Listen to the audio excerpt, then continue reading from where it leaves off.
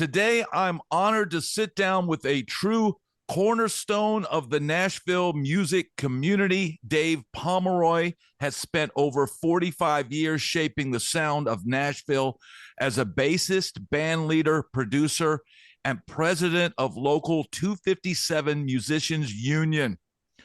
From touring with Don Williams, jamming with Steve Winwood and John Fogerty, to laying down bass on over 500 albums, including 6 Grammys. His musical journey is as deep as his groove. He's also an advocate fighting for musician rights and fair treatment in a rapidly changing industry. Let's dive into the story of a man whose life proves it's not just about playing notes, it's about making a difference. Well, thanks. That's a heck of an introduction. I appreciate it. Absolutely, man. And, I'm glad to have you here. There's so much to talk about. And you've had such an amazing career, doing the research for this interview. It blew my mind. You may be the most recorded guy that I've ever interviewed, and I've interviewed some good characters, but man, your resume is insane. I've been very blessed. I moved here knowing one person.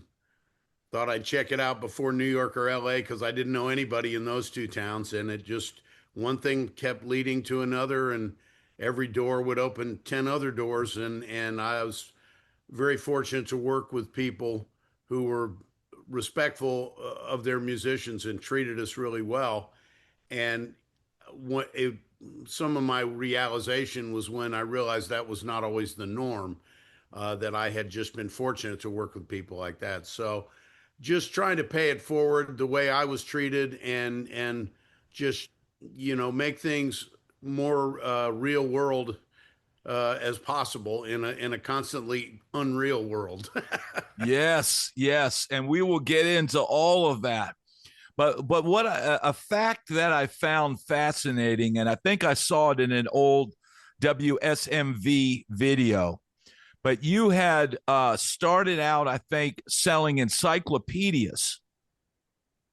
This is true. My very first job in Nashville was with Sleepy LaBeef, and I left, and basically he never came back. So I was there. I was gone for a year. When I came back, I said, I gotta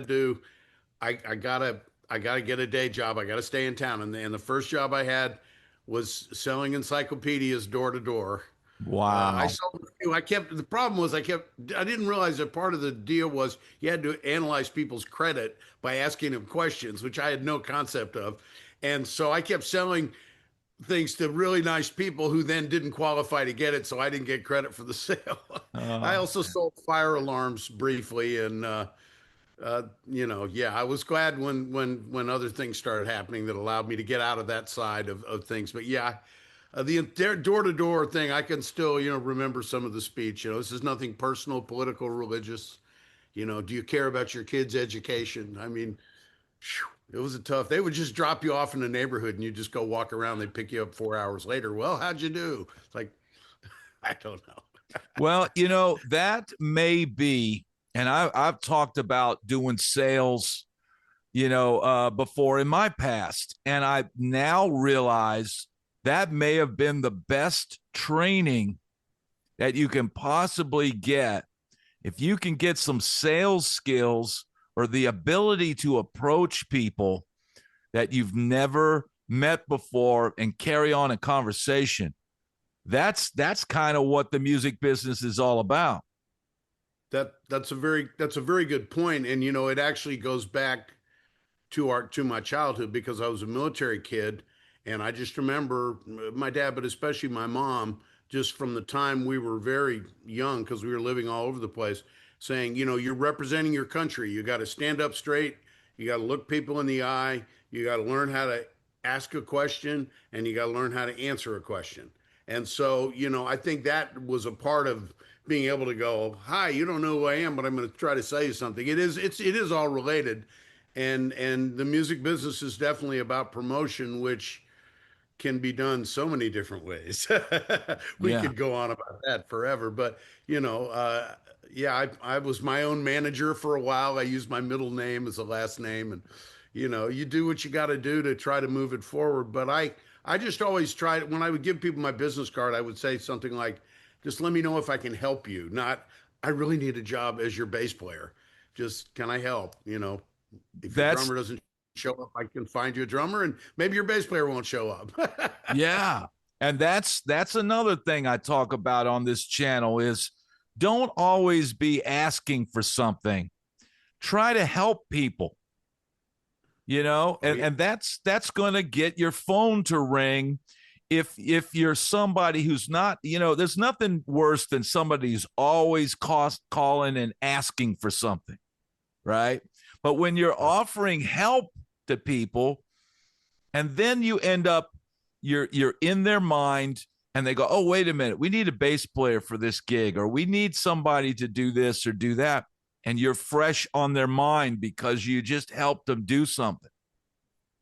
Absolutely. That's really important. And there are so many subtleties to how you can do that. And in the end, people have a lot of choices on any given instrument of who they can call. And for the most part, people want to call somebody they want to hang out with. We used to call it the hang factor. It's like if you're just going to sit there and talk about yourself all the time, you may not get a call back because every now and then you got to ask somebody else how they're doing. Yeah. And, I learned that just by people who are really nice saying things like, "Hey, man, it's cool. You gonna ask me how I?" It's like, "Oh gosh, yeah. I'm sorry. I need to shut up now." Took me a Yeah. while, but I learned that. That reminds me of a bass player that used to be in Nashville, and I would go, oh, hey man, how you doing? And he would proceed to tell me his resume of that month. Well, I just did this and I just did that. And I wanted to go, well, dude, I'm sweeping floors at the Peep Show. So you're making me feel bad here, you know? Yeah, right. Yeah, that was one of the jokes he used to make was enough about me. What do you think about me? Yes, yes, absolutely. And But that's the man, thing. And music is a team sport, and you want to work with people that you want to be around. yes, absolutely. And people remember how you made them feel. Absolutely. Yes. Absolutely. And that's the bass player's job is to make people feel good. And honestly, all this other stuff that I've gotten into with the union and everything, it's all really just the same metaphor. Yeah. You're over here, you're over here, it's right here in the middle. Let's just find that spot where we can all feel good.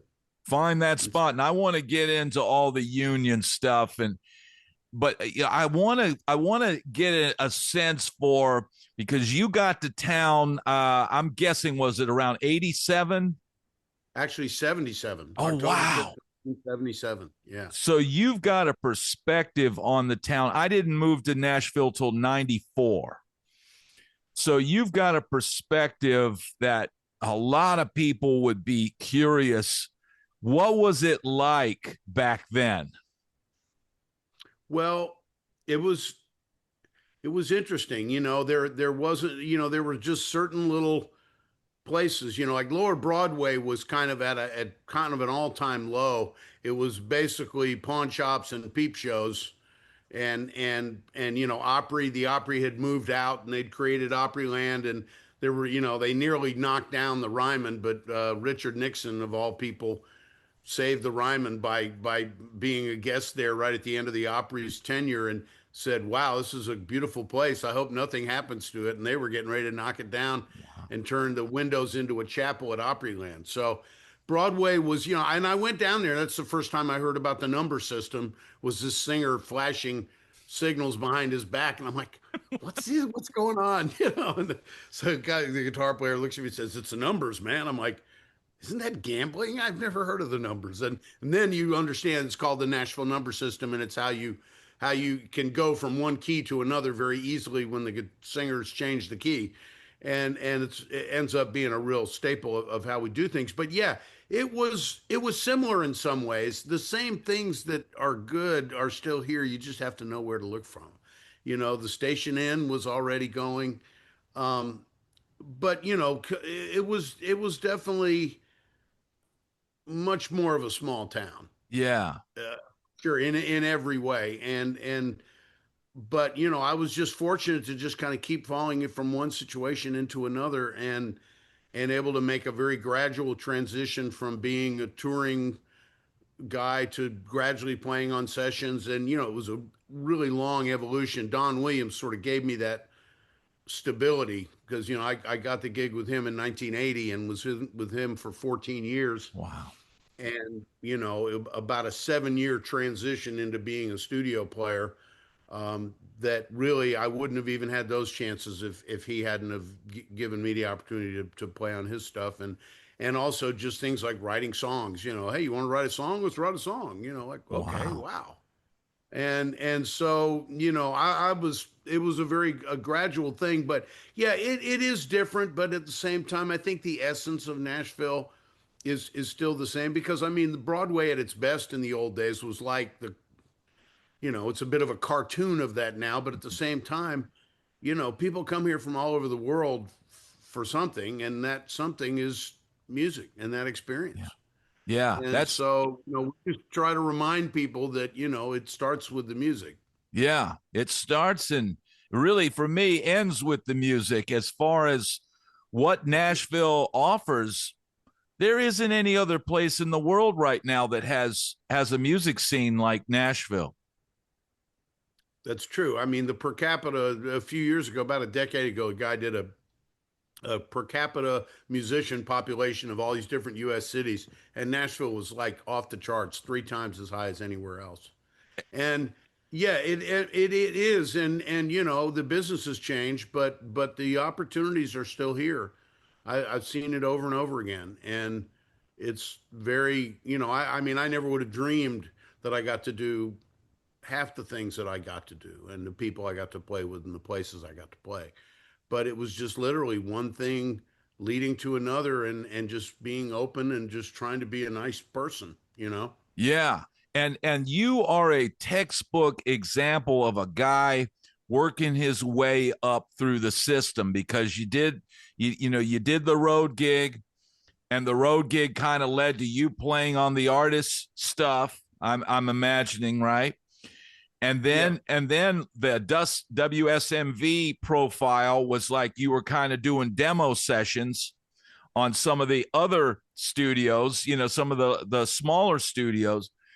And they interviewed a top producer, and he's like, well, I don't know about taking chances on these new guys and stuff like Very that. And good. you were one of the new guys, and they have their usual guys. So I mean, you really had to work your way up through the ranks back in those days. Absolutely, because there were clicks, and for good reason, as Larry Butler says in there. If we sold 1 million records last time, who am I going to call? And Yeah. and my real transition point was, Don, for starters, he went to his record label and got our band a record deal. Wow. And produced a record on us with our own songs. Granted, it was built around Danny Flowers, who wrote the song Tulsa Time that was a big hit for Don and later Eric Clapton. Yeah. And so, I was immediately aware of, well, yeah, you can be a studio player and a live player, and you can write songs, and it's like you just keep adding things to your skill set rather than and jumping out of the boxes that people put you in. Yeah. Because I came down, playing prog rock and a lot of solos and stuff, and I'm sure there were some people, oh, he overplays, and then I played with Don Williams, like, oh, he underplays. And then I joined a blues band. Oh, he's a blues guy. And then we started a world music jazz thing. Oh, he's that jazz dude. It's like, no, I can be whatever you want me to be, depending on what we're doing. Yeah. And that's the whole point of being a backing musician, is fitting into whatever that situation is. Yeah. So I was able to make this very, like, the demo sessions it was like the minor leagues. It was great. And you made these connections with songwriters who were also raising up through the system, and it just created these things. And my big break was Don's co-producer. Well, it started with Don had used our band on a couple of cuts on his records, and then Joe Allen, who had played on every song Don had ever recorded from 1971 up till 85, was on the road with Neil Young, ironically. Wow. And so I got the call to play with Don's regular studio band, with Kenny Malone and Billy Sanford and Charles Cochran and, Don's A Team, and got to play on that record, and there were hits, and all of a sudden I was playing on a hit record, and the first time you turn on the radio and hear yourself is just, as you plow your car into a telephone pole, because it's just, oh my God, why can you believe it? Oh, and then his co-producer is a great guy named Garth Fundus, and Garth branched out from just working with Don, and one of the first artists that he produced was Keith Whitley. And Wow. so I played on Keith's last two albums.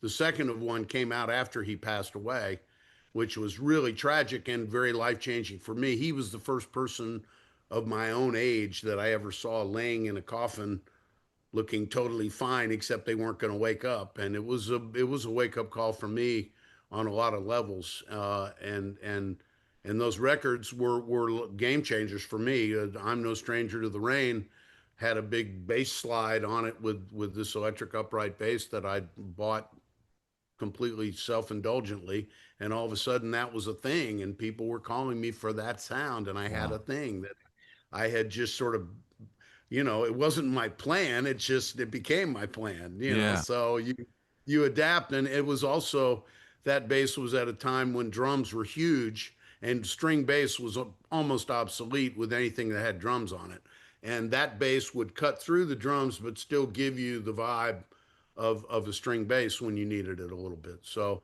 and then his next artist that he worked with was Trisha Yearwood, and I played on Wow. Trisha's first 7 albums, and She's in Love with the Boy, which we cut when she was a unknown demo singer, and we cut that song, and it was just, I think a couple years ago, it was named the most played country song by a female artist over the last 30 years. Wow. And it's like, you know, uh, I mean, it felt good when we cut it. It's like, yeah, Yeah. this could be a hit, but you have no You idea, have no idea. Yeah. especially in those days when it's all down to the record label having their promotion stuff together. And I played on a lot of great albums that either never got released or never really had a chance, But I just kind of, one thing led to another. Alan Jackson's first three single hit number ones were songs that I played on, and you know it's just, yeah, just really fortunate. Just so many fun things. Getting to work with Randy Scruggs, which then led to me working with Earl, which led Wow. to cutting a record with Earl and Elton John down in Atlanta. Live in the studio, and Elton's in, like, not being a diva at all. He's in a great mood. He loves Earl Scruggs, and it was just, you can't make that stuff up. So, I've had so many of those experiences, that it's like, yeah, you just pinch yourself and keep going. Yeah. Yeah. You have to keep your head in the game. But I want to rewind a little bit Sure. because I talk a lot on my channel about the pitfalls of this business, this music business that we're in. And obviously, we start out focused on the music, and that's what we should all be focused on. But we know that Keith Whitley had some issues with drinking. And did you see any signs of that, or what was going on there? I mean, Well, he grew up in a culture, Kentucky, he'd had quite a few episodes, driving a car off the edge of a cliff from somewhere up there. And he was when we did the first album, he was straight. He had pulled himself together. I think he was sort of, it was kind of like on a number of levels with his label and other things. It was like, okay, this is your last chance not to screw this up, because wow. you're about to screw it up. And so he really had it together, and he was totally focused. We made that record, and of course it led to being back out on the road and on the bus. And there were stories of, things like, yeah, you got to hide your, shaving lotion, anything that's got alcohol in it, he might be drinking. I, I never saw that directly, but, and this is tough to talk about. The second album that we did, it was exciting to be back in the studio because Yeah. we had hits. His career was booming like never before. And so we're in the studio and we're almost done. In fact, I thought we were done. And I actually had a gig at the Bluebird that night with a songwriter friend of mine. And I'm getting ready to go because it's, getting close to 9 o'clock, and that's when the session normally ends. And suddenly it's like, hey, wait a second, we're going to do one more song. And I was the guy that would go in and write the chart. So I'm like, well, okay. And so I had called my friend at the Bluebird and said, man, I'm sorry, man. I'm either going to be late or I'm not going to make it. And, because this is my, Yeah. this is my here. So I wrote the chart. It was a song called, well, now I want to say Tennessee Courage. I think that's the name of the song, but it was a drinking song. And it was like, what are we doing here? Kind of thing, a little moment of that. And I think everybody had a moment of, wow, what are we doing? And I remember Keith sort of had a little twinkle in his eyes. It's just for me, man. This is just something I just want to do. It's like, well, hey, man, okay, all good. Yeah. Yeah. So we got the song, and 10 days later, he was dead of an alcohol overdose. And I mean, and ironically, we were at the Bluebird Cafe doing a sound check for another artist when the call came in, and Garth Fundus was there for that, and Garth, who had produced the record, got the call, and I was there when he got the call, and it was just unbelievable. And so whether that, and and he'd been on a 3-4 day binge, went home, laid in bed, went in, sat in at a club drunk as hell down the road from his house, went home, laid in the bed, but it was, I don't know that I don't think he was drinking that day that we cut it, but it was just, I just remember that he had this sly little grin. It's like, oh, it's just, and then the song ended up being, they put it out on the record. And I always thought that was, I didn't feel good about that. It's a tough thing, man, because, so much of Nashville has become this like binge drinking kind of culture, and it's something that's out there. I've been out on the road. I know bus stock comes in.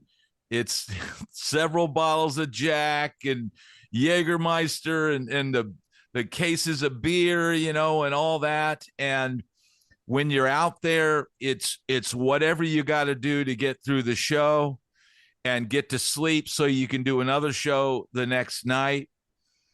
But when you get off that merry-go-round, you go, wow, that, that's not a place that you would want to exist in once you're out of that circus life, Yeah.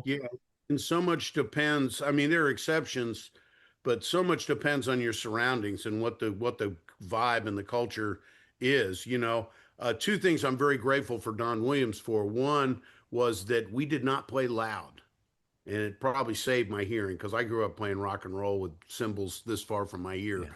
And it definitely helped my hearing. The fact that we played that soft and had to listen to each other on stage as an ensemble, that was very important. And the other part was that it was like, it wasn't a gig you could do drinking. And there was just never, we'd have a few beers on the bus after the show, but there was never that culture. Whereas you would see other things, we did a lot of shows with George Jones back in the day when George would show up just absolutely hammered. And we go out and watch, just see what he might say. You never know. But I think a lot of it is, and some people have the strength and the resilience to go, yeah, well, that's okay, but that's really not for me. And, I've had to learn that, we think we all do, but some learn it quicker than others maybe. And it is hard because there's a lot of temptation and there's a lot of glamour and things, but typically underneath the surface it all gets pretty seedy pretty quick. And people manipulate you in ways that you just can't even imagine. So it's important to have your boundaries for yourself in terms of, okay, I'm with an artist that drinks like crazy, but it's not my job to match him, and so I can understand that because, there's always a little bit of that peer pressure of, hey, come on, man, what come on, and everybody's, it's about respecting other people's boundaries as well as wanting them to respect your own, it's the thing, but it is, the music business obviously has a much higher percentage of that. Although I will say that the sort of Nashville party culture, which occasionally seeps into the artist side of it, but for the most part, that is the tourist, that is the stereotype, the bachelorette parties, all of that, and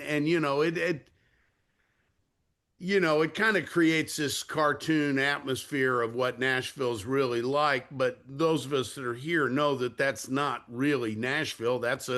It's just another version of Disneyland. Yeah. You know, Yeah. you can go. It's free to go hear all this music, and so you walk into 10 Broadway clubs, you're going to hear a couple of bands that you like at the very least, and that's a culture that the musicians are actually doing pretty well with the tips and everything. It's just, the conditions are, it's hard, long work, and it's hard getting in and out. And, you pushing a cart up the hill to the parking garage with $400 of cash in your pocket, you might be at risk for, getting robbed. And it's happened.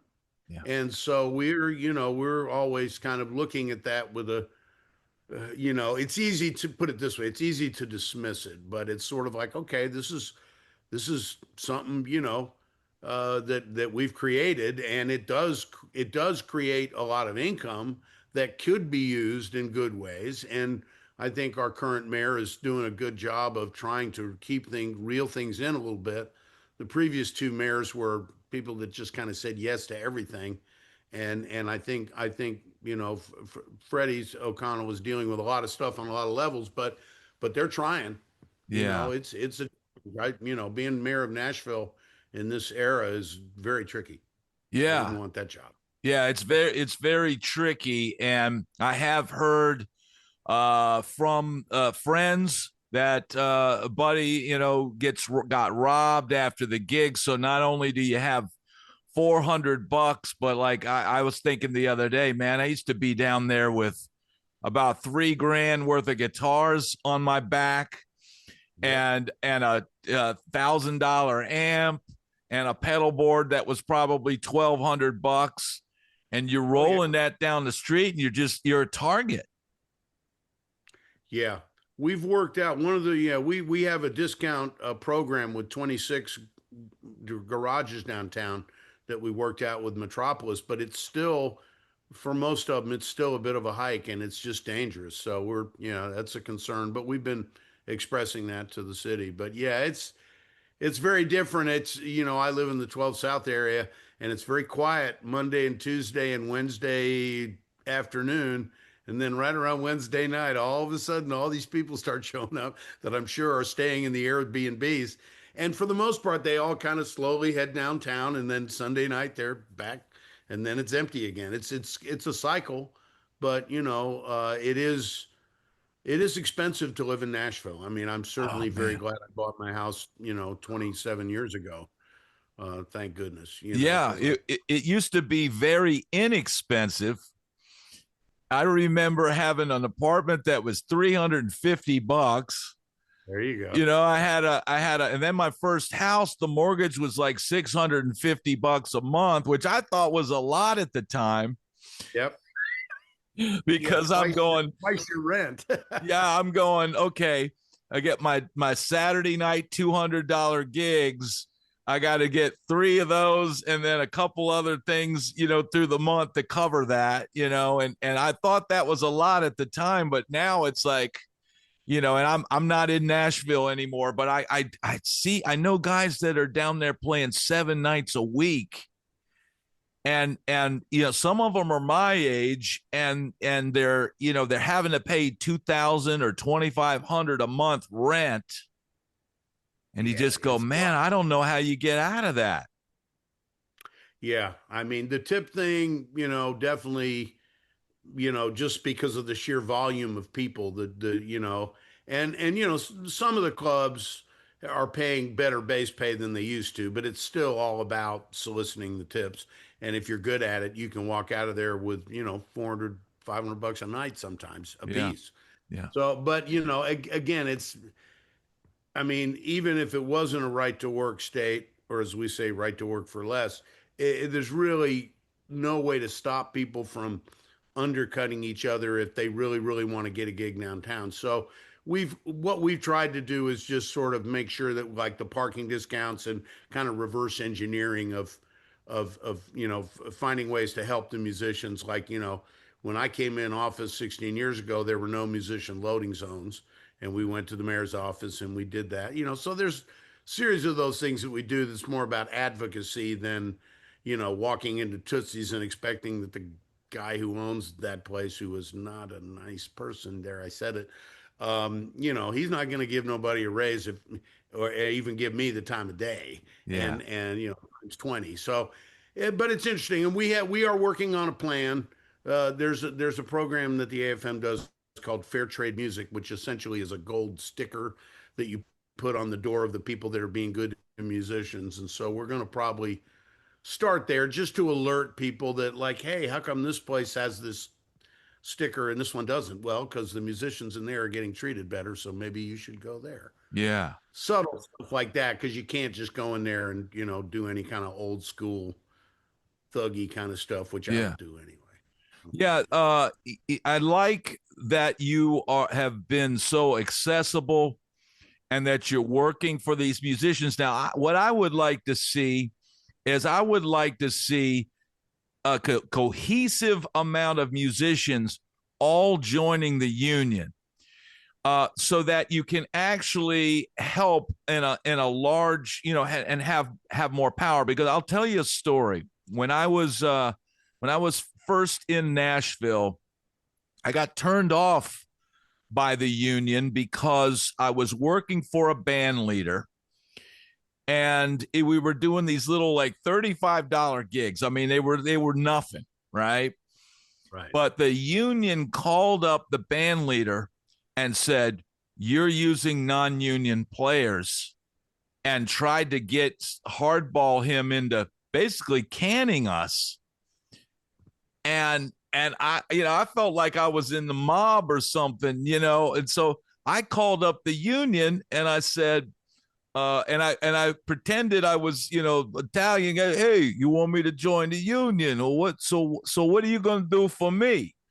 And they go, well, you got to pay this fee. I said, well, if I give you my money, what are you going to do? You're going to give me some gigs? And they're like, no, we don't get gigs, but you get to watch a film. And I'm like, watching a film, I don't got time to watch a film. I'm trying to make $35 for playing 4 hours, and it turned me off of doing it. But now it's probably my biggest regret is that I didn't join the union, because it would have protected me when I did get an artist gig, when I did get to play on the albums and they tried to get you to do it, off the cuff. And then when they decide to go out on the road and use your recordings, because now bands are using backing tracks, I would be protected. Yep. Well, you know what? What's ironic about that is that very experience that you had was the trigger for me to get more involved. That gentleman, who was what they call a business agent for the union, he was not an elected official, he was appointed. He ran off 500 to 1,000 people at least. Wow. With that exact kind of stuff. And my issue was, okay, and this was still when there was a unrealistic expectation that you're going to file a contract on a gig that the union has nothing to do with and did not help you get. And so we were playing at places like, Douglas Corner with our band, playing original world music, weird stuff. And we had a following and we did fine. We made money at the door and the club made money at the bar. But they were insisting that we file a contract with the club owner's name on it.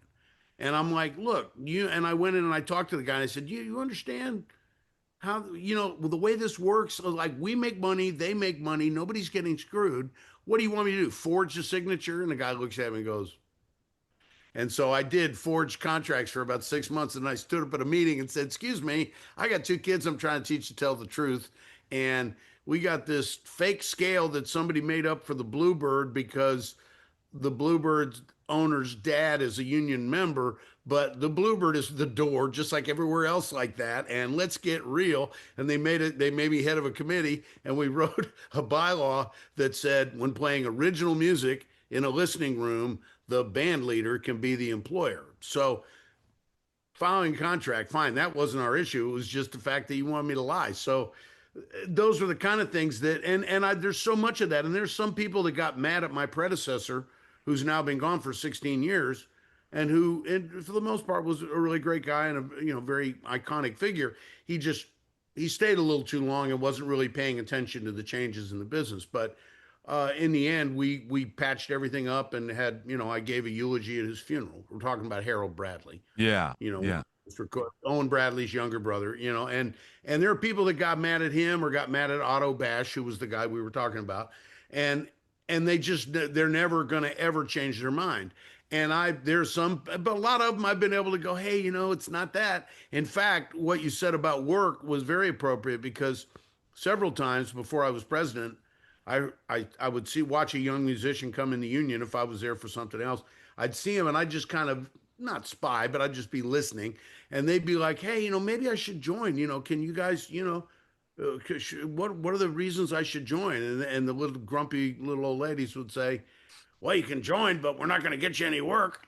Oh, and it was like my first day in office, I took them and I said, ladies, you've known me a long time. I appreciate you and your hard work and respect you, but don't ever say that again, because we are going to get people work. Yeah. And we do. We have a booking agency now that gets people work. We book things with Cheekwood. We have a great relationship with Music for Seniors. So yeah, it's a whole other vibe.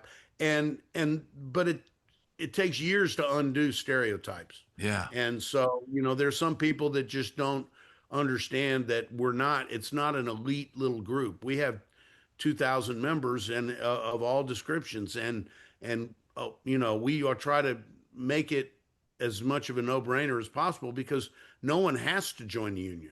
Yeah. But, we get stuff on contracts that protects them. You were talking about your tracks being used on stage. For years, our recording contract just said that's prohibited. It never said what happens if somebody does it. Yeah. And as technology evolved, Ableton and things like that, where you just load it in and drummer goes 1, 2, 3, 4, and all of a sudden there's all these instruments that aren't on stage. And we worked out a deal with 2 artists who wanted to do that and were being honest about it. And we worked out a deal with them. We took it to the record labels and they agreed to it in 2017. So we have a thing now called Tracks on Tour, where you get paid if your tracks are being used, whether it's 1 song or 20 songs, you're getting paid the equivalent of what a Broadway pit musician gets if they're touring with the Lion King for 1 show out of an 8-show week, $170. Yeah. Price of a hotel. Yeah. But we've billed well over $1 million and collected about 3/4 of it. Wow. And, so it's just being real. We also came up with a home studio, by the song overdub agreement, which had never existed before. It's like, hey, this is how the world is working. Let's get real. Yeah. It was like when we went to Metro Nashville, and this took 10 years, but we finally got them to make home studios a legitimate business. So a competing home studio owner can't call and anonymously churn you in and make them come to your house and stop you from recording. Yeah. And that was a big deal. It took a couple of runs at it, and then, we ended up getting together with the hairdressers and some other folks, and it worked out.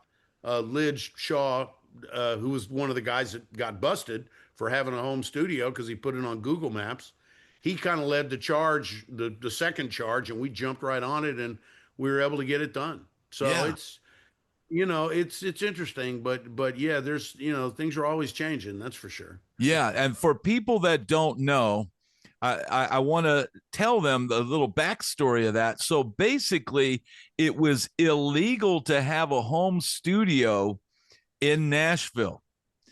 And it was the craziest thing, because it's like, here's the deal. Technically, I've got a studio right here, right?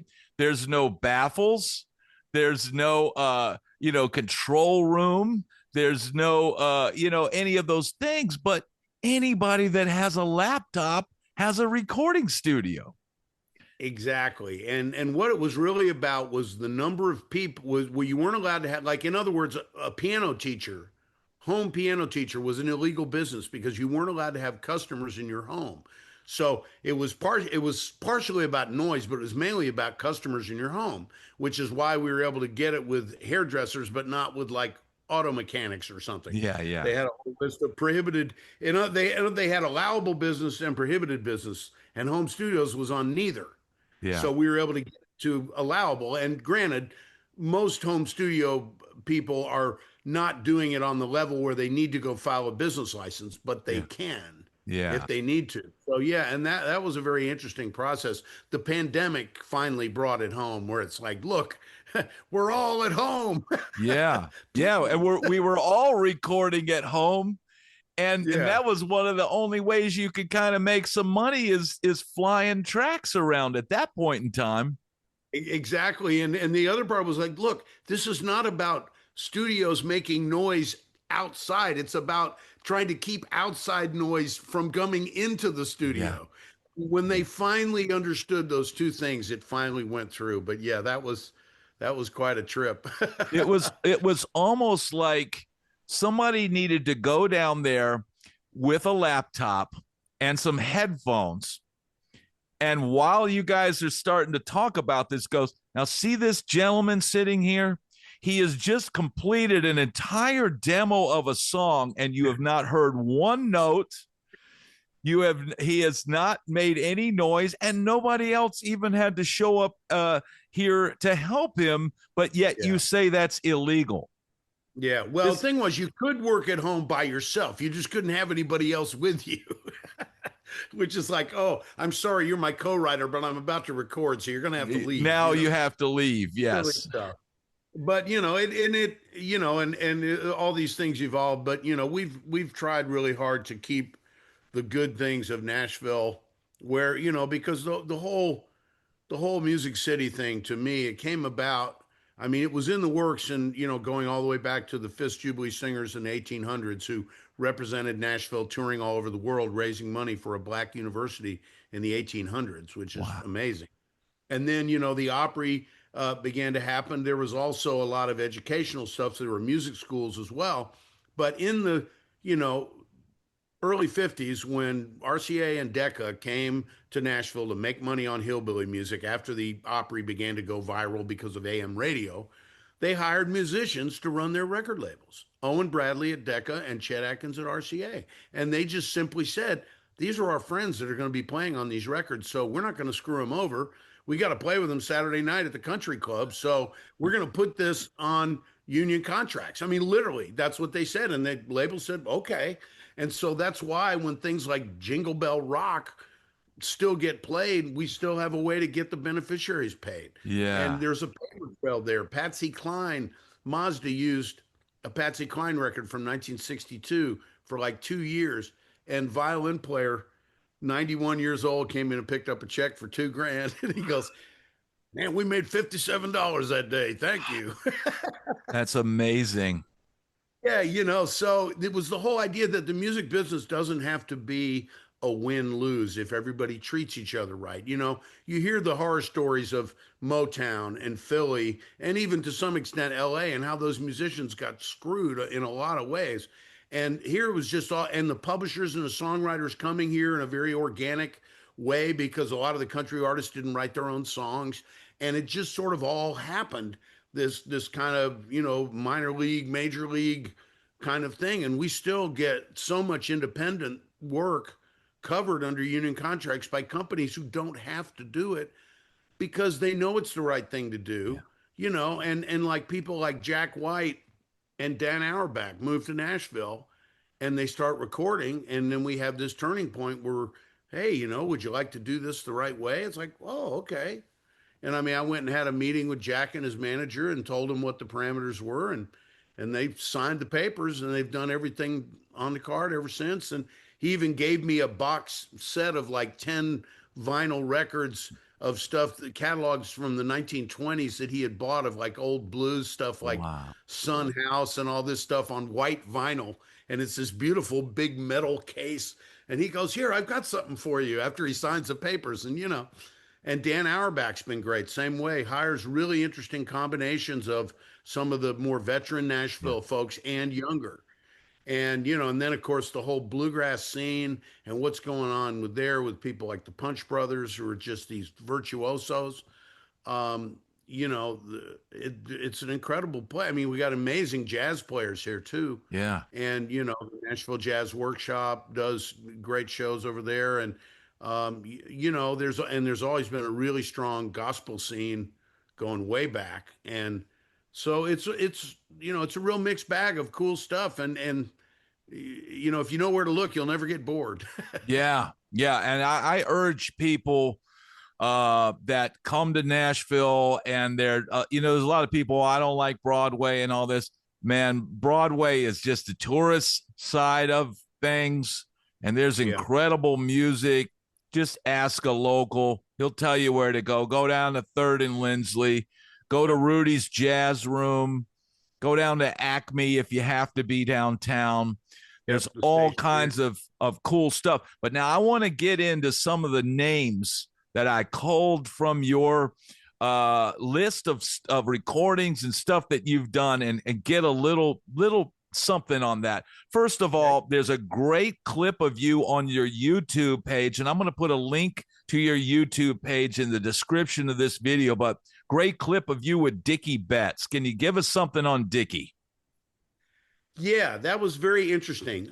That was during a period where the Allman Brothers had split up, and that was a pilot for a TV show that should have been the Austin City Limits of Nashville. It was called Nashville Skyline. That day at the Exit Inn, we recorded 18 artists doing 3 songs apiece, 54 songs in one day. And the band was myself and Biff Watson on keyboards and acoustic guitar, Tom Rohde, the late Tom Rohde, on percussion. And at that time, Jimmy Hall was doing stuff with Dickie. And it was during Dickie's, phase where he kind of went solo and he slicked his hair back. Yeah. And he was in really good form. And so we, he was one of the many guests that we had on that show that day. And it was really, really fun to work with him. And I ended up not too long after that, I ended up filling in for him. Wasn't really in a position to join his band because I was still working with Don Williams, and I couldn't do that. But I did a weekend or so, a couple weekends with him, and and he was really in a good place at that point. He was very focused.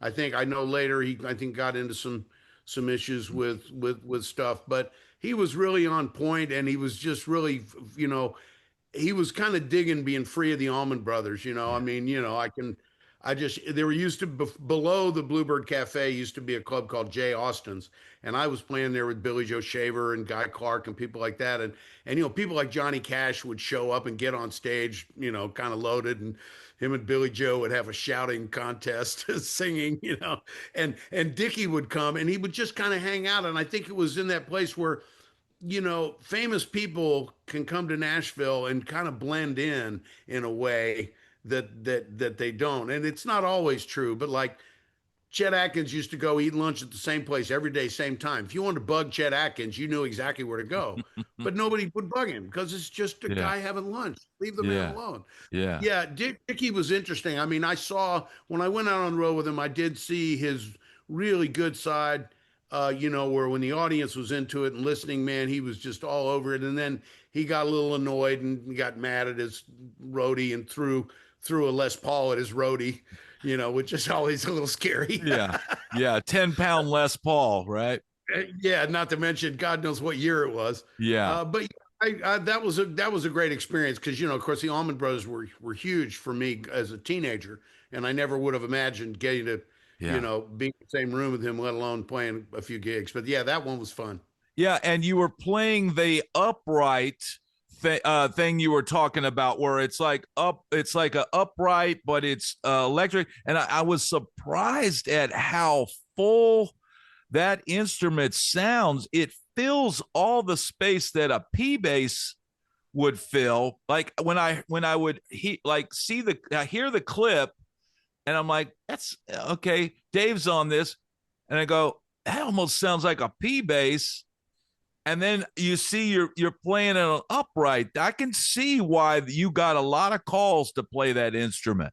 The Beast, we ended up calling it. Harry Fleischman built it, and I was inspired to get it because when I was living in London, England, for a year before I moved to Nashville, trying to sort of make it in the British rock world, very early on, I went to a concert of a German jazz bass player who I had a record of and I'd seen a picture of with this weird looking bass, and he was in this beautiful concert hall fronting the band. He was played sitting down. That was the only difference, but was playing this stick bass, as they call them a lot of times, with just a little bit of a body and a bottom, and then had grand piano, saxophone, and drums. And he was leading the band doing his compositions with this absolutely beautiful sound. It was like almost like a trombone, almost like a P bass. It just very expressive. And so a few years later, before there was a Bass Player magazine, guitar player would occasionally throw a bone to bass players in the back in new product.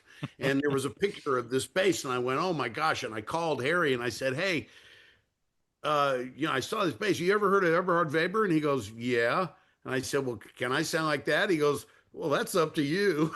And it's like, oh, and that was kind of, and I, luckily enough, about a month later, he was in Denver, Colorado at the time. About a month later, we were on tour with Don, and we're in north of Denver, and he drove up, brought one, and I sat in my hotel room and played and went just in shivers. I get them now. Wow. Oh man, wow, that's close enough. And it was like the most money I'd ever spent on an instrument. Don, I went to Don, and he paid for half of it. Wow. I eventually paid him back, but I went to Don, and I spent the next few years kind of learning how to play it on the gig. Luckily, some pretty simple music, and then we modified it. My friend Dave Cinco is a great engineer, also an instrument builder originally. We modified it so it's got 5 pickups, 3 different outputs, so you can blend the sounds in different ways. But yeah, it's a very complex sound. Part of it is that the bridge sits on a little hollow area about this big, so it is actually resonating. It's not just a solid.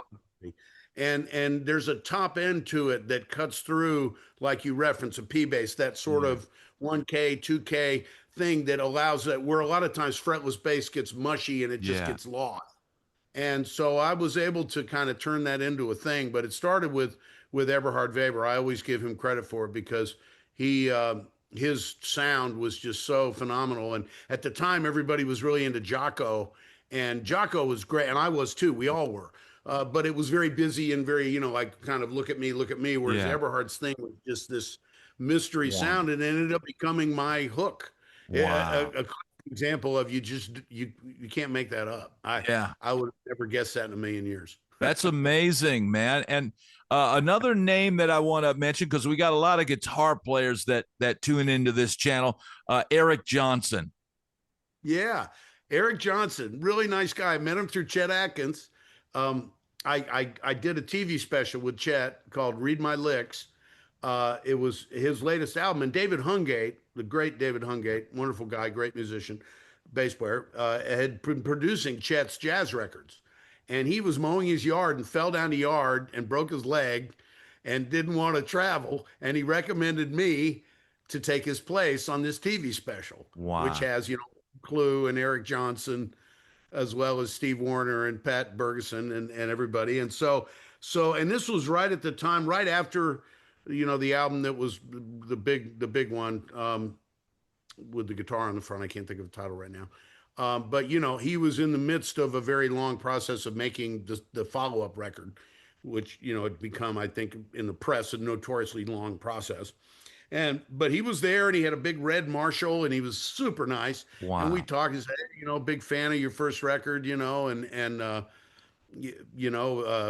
God, it's great to play this. So on the YouTube, there's a cut of him and Chet playing together, and Chet really loved it, and Chet talks about, he's the greatest new rock guitar player, and Chet was really an incredible mentor, and that was my first time ever working with him. I'd been around him, but I never really knew him.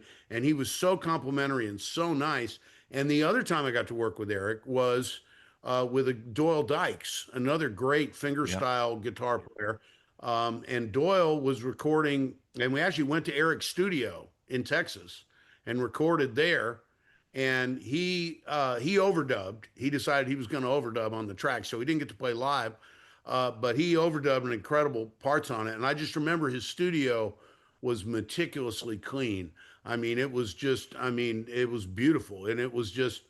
We recorded with Doyle, and the sounds were great, and Eric was very engaged.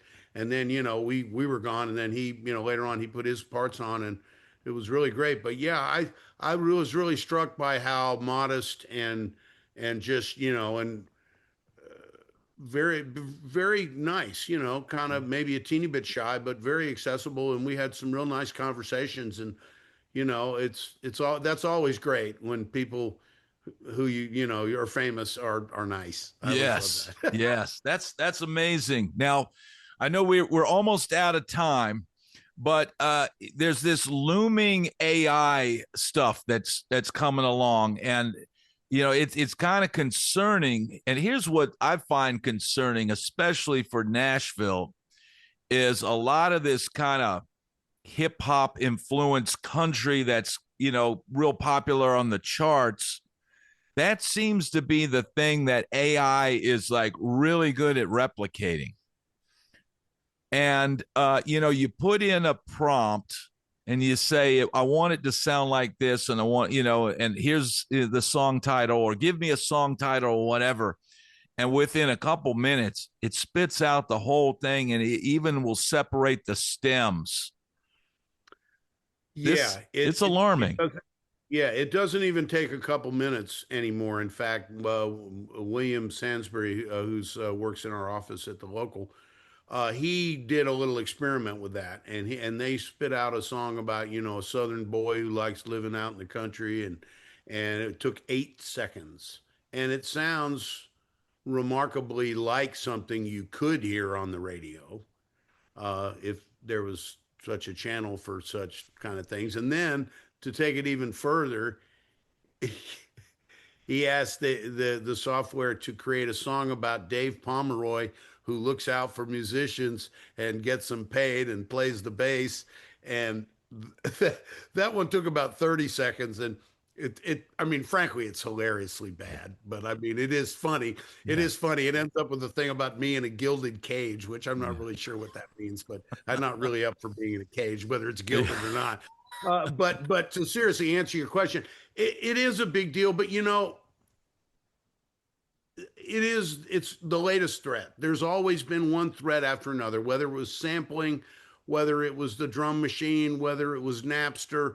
Everybody's mad at Spotify, but the bottom line is when they wrote those rules, there were two options: non-interactive and interactive. And interactive, somebody in 1980, whenever, said, "Whoa, that sounds expensive. Let's give them a better rate."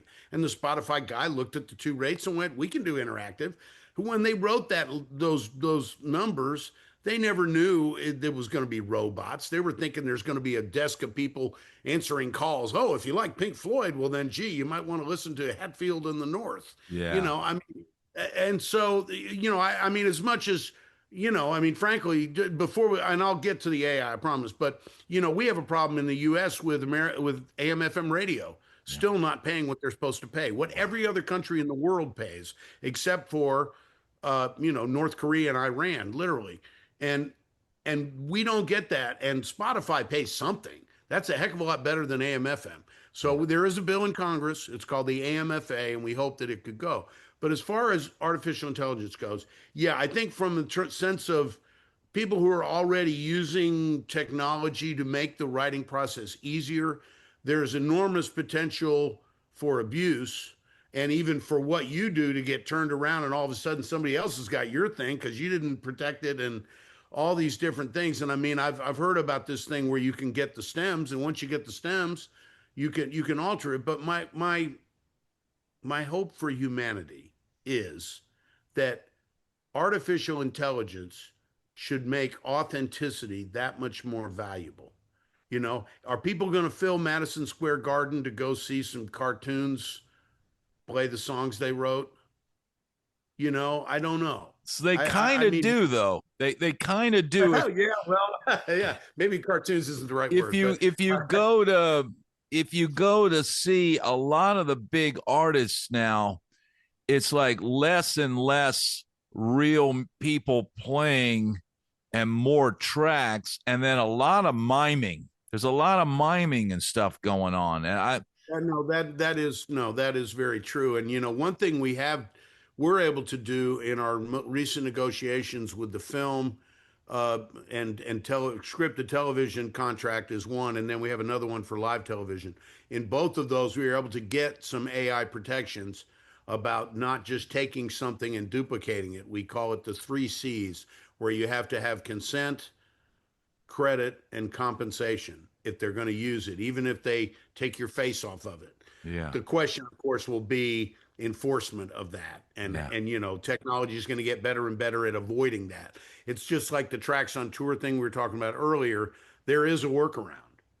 If the artist points a gun at their band and says, go redo those tracks, they can do them, and then the band never gets paid. yeah, And yeah. I don't really even talk about that very much because it's not right. That happens a lot. People get paid to go replace tracks, and No, that's exactly what's happening. And yeah, the less we talk about that, the better. But I yeah, will say that with artificial intelligence, there is a real danger. And it's, again, especially like, for example, and I'm going to call them out, Electronic Arts is the biggest video game company in the world. They've been doing non-union stuff in Nashville because they can get away with it there for more than a decade. Their revenue's gone from 3.5 billion to 7 billion.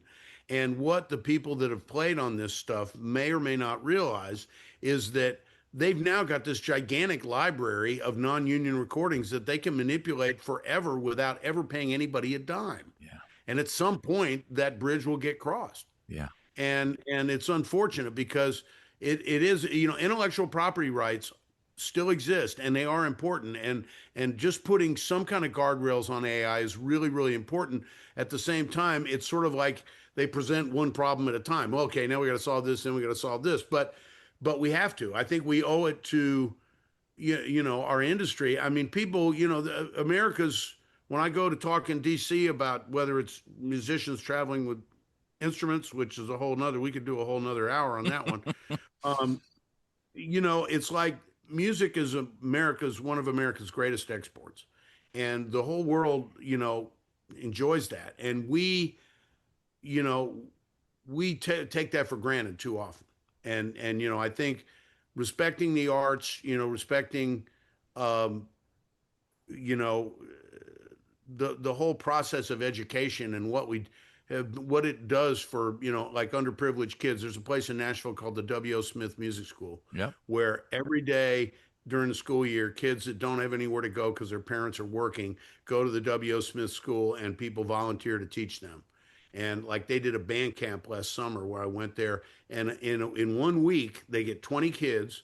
They create 5 4-piece bands, wow, and they learn and do things, and they write songs, and then they perform on day 7. Each of the bands performs, and it's like, and all the people involved who volunteer to teach do it for nothing. And I tell people this all the time. I'll go talk to kids in schools anytime, and one of the main things that I say, and maybe this is how we start trying to wind up, is you got to follow your heart. You got to listen to your intuition, whatever you want to call it, your gut, God, the higher power, whatever that is for you. You got to listen to that voice when it talks to you, because the craziest choices that I made in my life ended up being the best, because I just said, man, I don't know. I got to try that. I got to do that. I think I'm supposed to do that. And what I say is, if you stop listening to that power, that voice, it might stop talking, and you don't want that to happen. So just believe in yourself. yes, And, I've seen it so many times. I'm sure you're aware of Guthrie Trapp. oh yeah, I've known Guthrie since he was like 15, 16 years old. wow, And just to watch his journey and what he's created, his own universe. Victor Wooten, very similar, just they didn't know the rules, so they just made up their own. yeah, And we have to have a society where that kind of stuff can still happen, yeah, because, it's breakthroughs. I mean, music has the power to really make things better, and we need it more than ever. And it's important for people who play music to be respected to the point where they don't have to do something else for a living unless they choose to. Yeah. I mean, I told people, I said, look, if there's something else you can do that doesn't kill your soul, you can make a very different set of choices Yeah. in your music life, Yeah. you know, and you can work on that album that you wanted to always make and those things. So it just depends. I mean, you know, I've spent a long time on some projects, but you know, they're worth the wait when you finally get them done. And you know, it's harder and harder for me to carve out the time to play the bass and do those things. But when I do, it makes sense of all the rest of it.